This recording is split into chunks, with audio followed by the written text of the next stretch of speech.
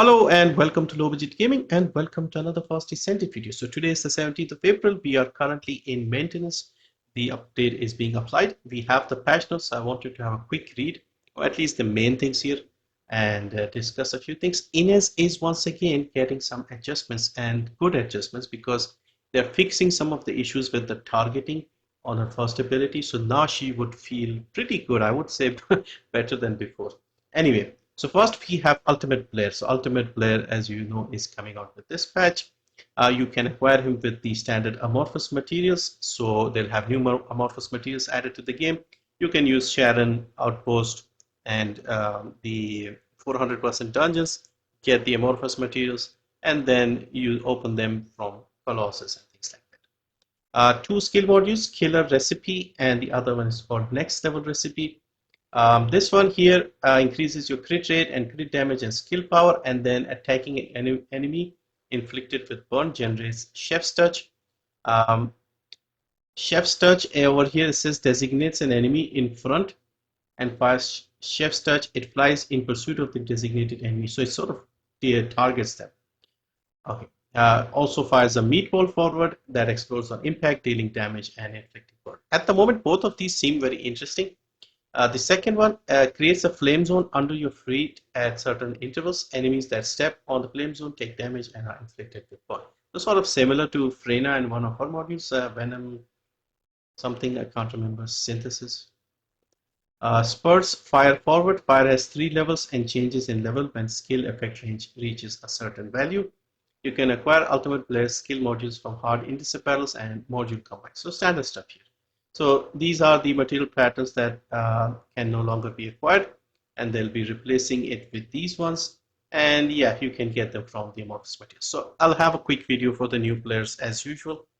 Next, we have the Void Erosion Purge changes. They've added a challenge difficulty. So previously we had 1 to 30. These will now be called normal, and these will be for mostly acquiring the course. And what they've done is the elements will have a greater effect on the enemies, so whether it's from your skills or from your guns. For the challenge mode, there'll be 5 stages. You'll have to finish stage 30 and then it'll unlock. And these are only solo from what it says here. Now they'll start at stage 1 and you finish it at 5, and you have to kill a certain number of Vulgus. The gauge will fill up, and then when the gauge is full, the boss will appear. Okay, seems straightforward enough. Same for the completion, you have the same stuff, 12 minutes for progressing to the next one. And if you do it in over 12, you'll complete it, but you'll not unlock the next stage. And if you can't do it in 15, it'll be considered a fail. Now, rewards, once again, is the same thing. MP, HP will drop from the Legion. Other things don't. You don't get XP or weapon proficiency. Tier 10 cores and weapon core amplifiers are only available as one-time rewards from these 5 stages. So first time you do it, you get the rewards. After that, you won't get it. You'll only be doing it for like better leaderboard times. And you can see it says here, private only start private operation is available for stages 1 to 5. Okay. So it's only for like the really hardcore people. Season reset. So at the end of the season, this will reset and start again. Leaderboard, again, same thing over here as usual. Next, we have external components. They've added 5 external component sets. 4 of these will be available from the Sigma sector. 1 will be Moving Fortress, will be from Abyss Intercept battles. Now, Firebrand 2-piece will give you range and duration. 4-piece will reduce the movement speed, and on fire skill attack against enemy inflicted with burn effects, the hit enemy's fire resistance is reduced by 30%. So I guess the fire descendants can make use of this. Blair probably. Then we have the plague set. This is designed for Serena and Keelan. So 2 pieces will either give you tech skill power or singular skill power. So Serena uses tech, Keelan uses singular. So either of those can benefit. 4 pieces actually reduces the firearm crit hit rate and crit hit damage. So in other words, either don't use a gun with crit, or just don't use the gun, just use skills, or use guns like, I don't know, Fallen Hope that don't have crit and have multi-hit instead. But you get a 43.2% skill power increase. This is ridiculously high. the Slayer set gives you 26%. This gives you 43. So yeah, I mean, someone like Freyna will benefit greatly. Keelan will be probably more viable now. He has been improved quite a bit after the last buff. On acquiring custom resource, toxic skill power plus 21.6%. So Keelan has the custom resource. So I'm guessing he'll increase his skill power, and when he gets custom resource, he'll get even more power for 10 seconds. So yeah, this is more beneficial for Keelan. Then we have Enlightened Mage, skill power 6% with 2 pieces.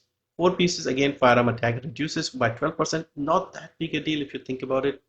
Using a non-attribute skill grants 1 stack of truth, up to 3 stacks. Add 3 stacks of truth, non-attribute skill power 84%.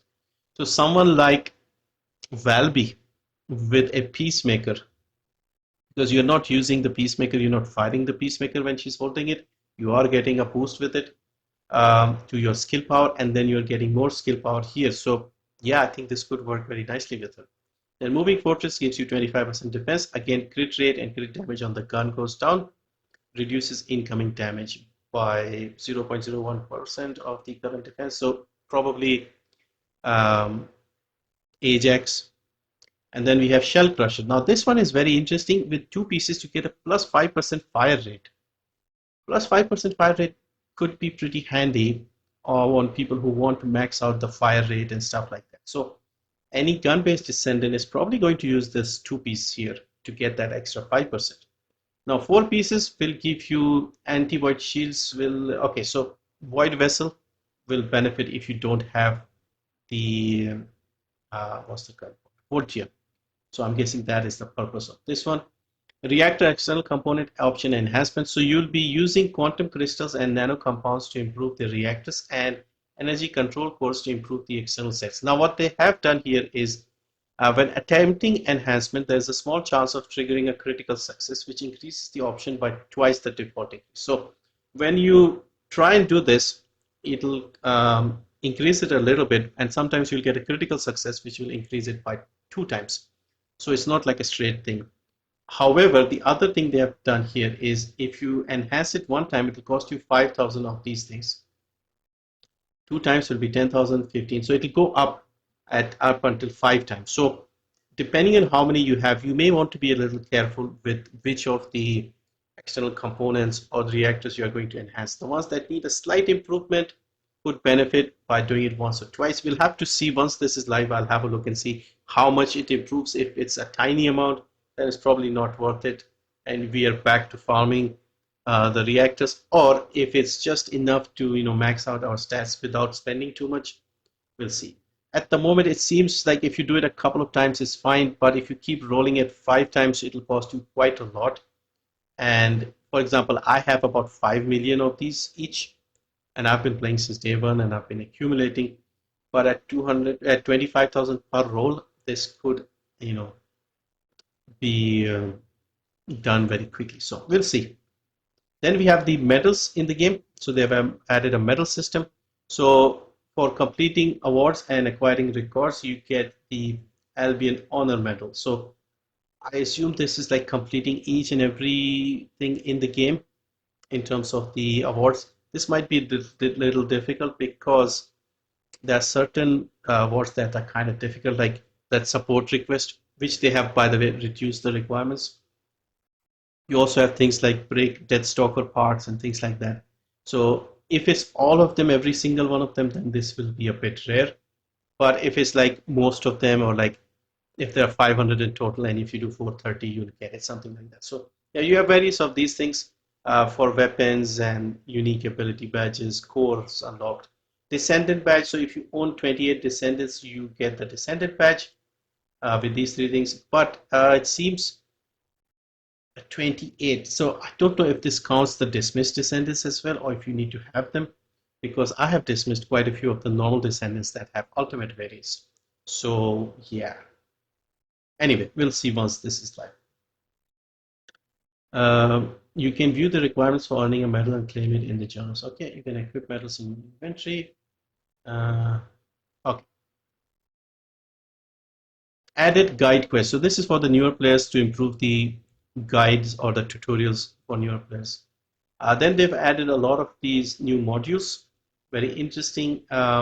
So element with the weak point attack increases element damage and a few other things. Again, we'll look into it in more detail. You have same modules for the different ammo types. So quite a few. Seems like multi-hit is getting a big multi-hit weak point element. Those seem to be the ones getting benefits here. Next, we have the shop. We have Blair items, bundles, emotes, Dandycon, and stuff like that. We have 3 events in the game. Ingress Guardian Blair, weekly fire support. So you get the usual stuff here. You have the dates here. All of them start on the 16th, 17th, basically today. Then we have content improvements. So once again, they have streamlined the early missions to make it easier for newer players. Remove the void fragment requirements. I don't know what they're going to do with this, but these are no longer required at the fusion reactors. A big pain point early on was collecting those things. So thankfully, anybody now will not have to suffer what we suffered. Innovation main story mission has been adjusted. Sigma sector XP for firearm and Descendant has been increased significantly, as you can see here, more than 5 times. Energy control cores will be available from Sigma sector. These things are what you need to enhance the external components. I hope they drop lots like the Phantom thing, Quantum Crystal. I hope it's like 10,000 times quantities or more. Increased drop rate of modules from elite monsters. Unique RK factor XP can be earned from hard special operations. More adjustments to the difficulty of the Void Erosion Purge. So you can see here skill damage for advantage attribute descendants has been significantly increased from 21 to 30. So if an enemy is weak to electric and you take an electric descendants, you do a lot more damage. Skill damage for inferior attribute descendants has been partially increased. So even if you don't have the right one, you still do more damage. And then firearm damage for advantage attributes has been increased. So basically, if enemy is weak to crush, your gun has crush, it'll also be increased. So yeah, they've changed some more erosion purge improvements. Added support drones, adjusted the number of awards that are hard to achieve, respond to support requests. I have not done a single one of these because I've never seen a single request. So from 50 to 20, 500 to 50. So they've reduced the requirements, but I don't know if anybody's still using this.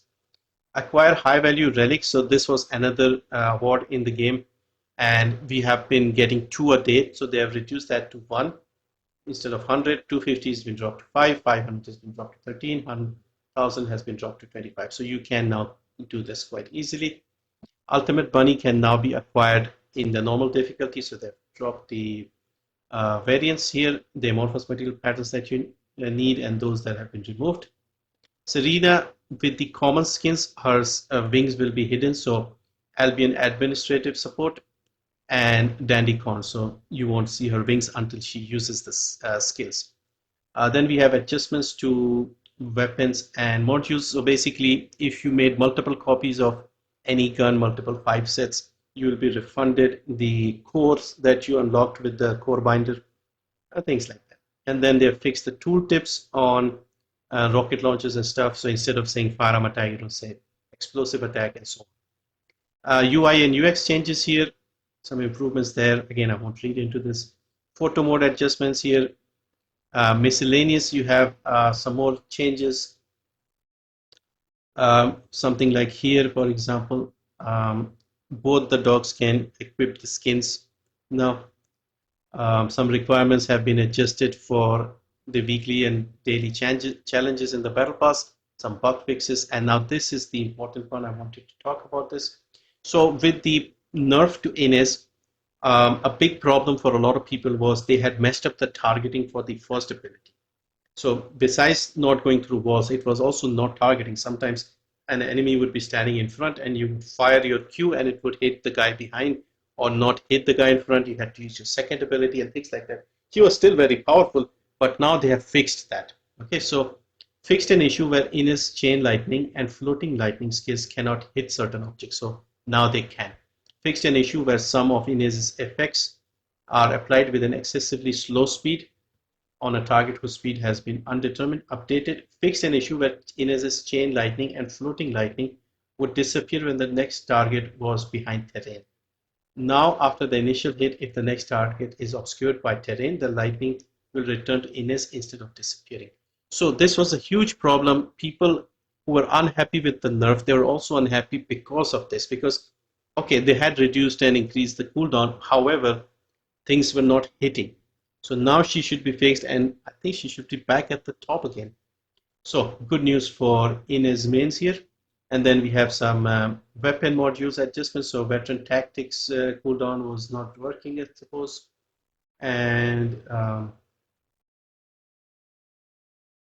some more bug fixes. So yeah, mainly void erosion purge changes, INES improvements, this award system. I'll be interested in this one to see how many I have. I don't remember off the top of my head, but apart from some very difficult ones like support requests or remove Deathstalker parts, I have done quite a lot of them, but I don't know if it's every single one is counted here or if it's a case of most of them. We'll see how many I can get once we log in. And this one, I'm really looking forward to this one, but this requirement is a little excessive in my opinion, because as someone like me with 5 million, I'm thinking this might not be enough, like I might not have enough. So newer players, they won't have these many quantum crystals and nano compounds. So yeah, so we'll see, because I've used a lot of the quantum crystals for making the precision ion particles. So yeah, this is going to be interesting. Again, we could probably just pick a good one that is almost at gold. Like let's say I have purple cooldown at 67% on my INES reactor, and I want to take it up to 70 because 70 is where it becomes gold. I could just increase that a little bit and it'll be gold. So something like that. So yeah, interesting changes here. As usual, once this goes live, I'll be pumping out videos as much as I can. We'll look at how to farm Ultimate Blair. We'll do the Reactor and external components enhancement. We'll maybe look at INES and how she has changed. And then we'll have the build for Blair once I have finished the farming. I don't buy any of the Descendants, so I'll farm him. And in 2-3 days, whenever he's done, then I'll have my videos. I'll get the Transcendent mods in the meantime. And yeah, looking forward to this Void Erosion Purge challenges. Again, if it's really difficult, I'll have some builds for this as well. But yeah, looking forward to the update. Can't wait. Thank you for watching. See you next time.